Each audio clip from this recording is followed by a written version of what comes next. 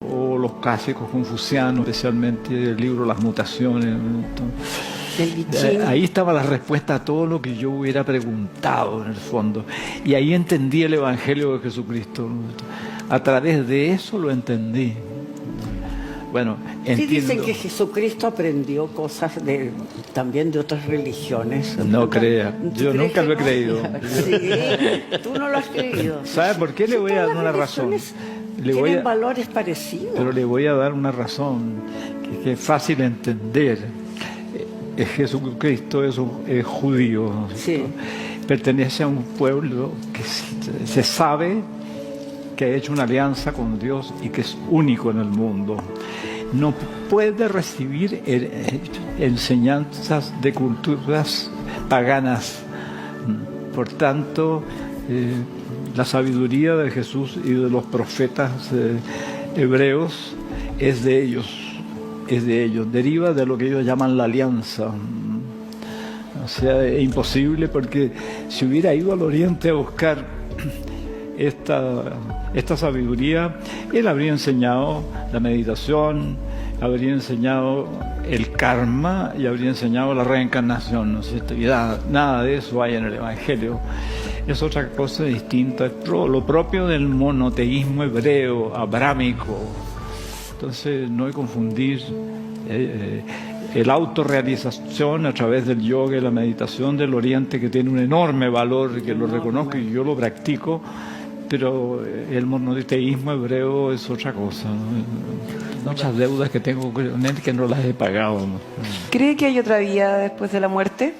¿Perdón? Si hay otra vida después de la muerte. Pero ¿Usted es por supuesto, cristiano? mijita, por supuesto Que la hay Gaby otra no. vida. Yo veo a la Gaby. Según la tradición Soy bíblica, agnóstica, no sé lo que hay. Según la tradición tengo una mente bíblica, capaz de el entender muerto- ni de encontrarme con alguien. el muerto duerme hasta la resurrección. Entonces, nuestra esperanza cristiana es que hemos sido redimidos por Jesucristo. Si tenemos nuestra fe en Él, entonces Él ha pagado por nosotros nuestro mal. Eso fue la crucifixión, la corona de espinas, ¿cierto? Y la muerte, clavado en un palo, que es lo más atroz que puede haber. Él asumió nuestras faltas. Si tú pones tu fe en Él, quedas limpio en el fondo de todas las brutalidades que puedes haber hecho en tu vida, ¿no es cierto? Y bueno, Él resucitó primero y te da a ti también el derecho de resucitar, y resucitas con un cuerpo glorioso que es parte de la evolución en el fondo. Primero Pero usted, tenemos un cuerpo disculpe, carnal y después tenemos un cuerpo espiritual, ¿no? ¿Pero usted cree que todo se puede limpiar? ¿Todo se puede limpiar a través de Cristo, lo que está diciendo recién? ¿Un violador? Claro, hay que tener claro eso, ¿no es cierto? ¿Alguien malo de verdad se puede limpiar? Que el sacrificio de Él, en el fondo, es para limpiarnos a nosotros de toda culpa, en el fondo. Pero a condición que tengamos fe en que Él hizo eso. Don Gastón, la relación entre los pensadores como usted y la religión es bastante peculiar en muchos casos, ¿no? Algunos creen a rajatabla, otros manifiestan sus más profundas dudas al respecto. Su relación con las religiones, más allá de la espiritualidad, sino como su relación con las religiones en general, ¿considera que son positivas esas religiones en momentos como los que atraviesa la humanidad hoy? ¿Nos ayuda a creer? Fíjate que creo que no. Las religiones también han pasado lo mismo con la sociedad industrial, ¿no? Que ha creado una complejidad increíble de la vida, insoportable en el fondo, que distrae al hombre de su esencia. Y yo creo que las religiones se han ido cubriendo de prácticas de culto. Por ejemplo, el culto a los santos. De corrupción. Que no tiene ninguna base en las escrituras. La mariolatría, convertir prácticamente a la Virgen en una diosa más, es decir, que es la mediadora, en circunstancias que es Jesucristo el mediador entre Dios y los hombres.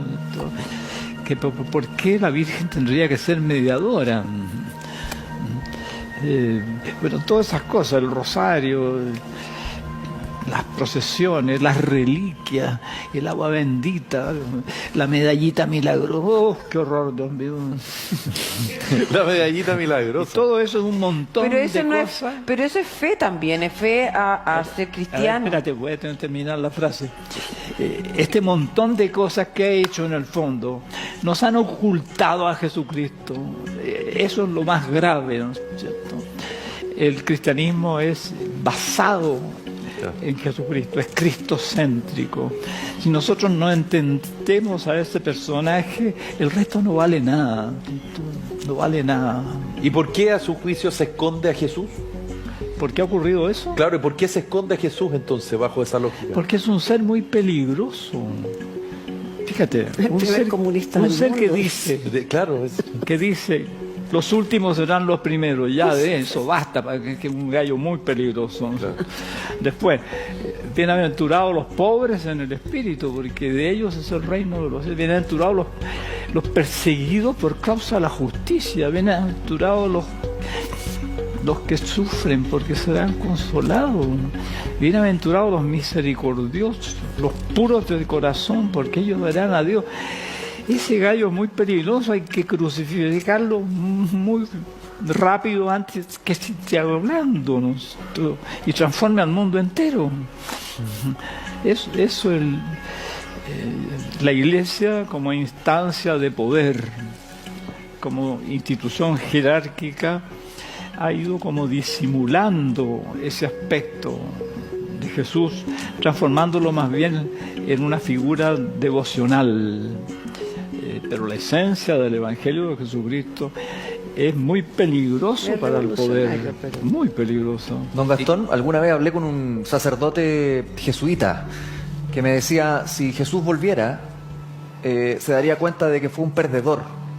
Y me llamó mucho la atención ese comentario, viniendo de un sacerdote, porque él hacía alusión que finalmente todo lo que él peleó y los sacrificios que hizo, en virtud de lo que pasa hoy, serían en vano. ¿Tiene usted una visión como esa o tal vez es demasiado pesimista? A ver, esto del sacrificio, Claro, de que el sacrificio habría sido en vano, en virtud de lo que pasa con el ser humano hoy, más allá de esta crisis actual, sino a nivel mundial. De todos los muertos. bueno, el sacrificio ya ocurrió y lo hizo para limpiarnos a nosotros de toda culpa.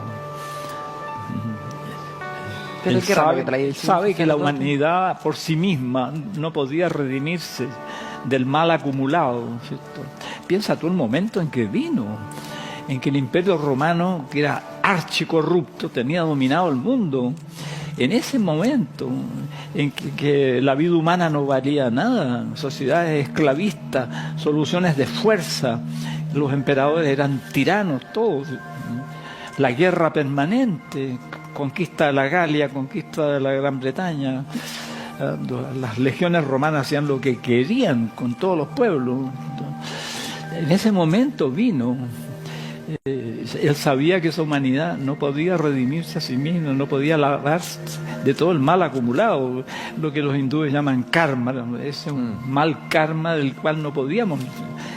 Entonces la única solución es que el Hijo de Dios asuma como propias todas nuestras faltas. Entonces, eso no es pesimismo, eso ya ocurrió. Al revés, eso es optimismo. Estamos libres a condición que creamos realmente que Él es nuestro Salvador, que ese es el sacrificio que Él ha hecho por nosotros, ¿no es cierto? ¿Cree en la reencarnación? ¿Perdón? ¿Cree en la reencarnación? Mira, yo creo que la reencarnación es un concepto que está íntimamente ligado al de autorrealización. ¿Por qué? Porque si yo pienso que a través de la meditación y de las austeridades yo alcanzo el nirvana, o sea, superar completamente la vida psíquica del hombre y solamente estar situado en el ser, en el espíritu. Si yo creo eso, una vida no me basta.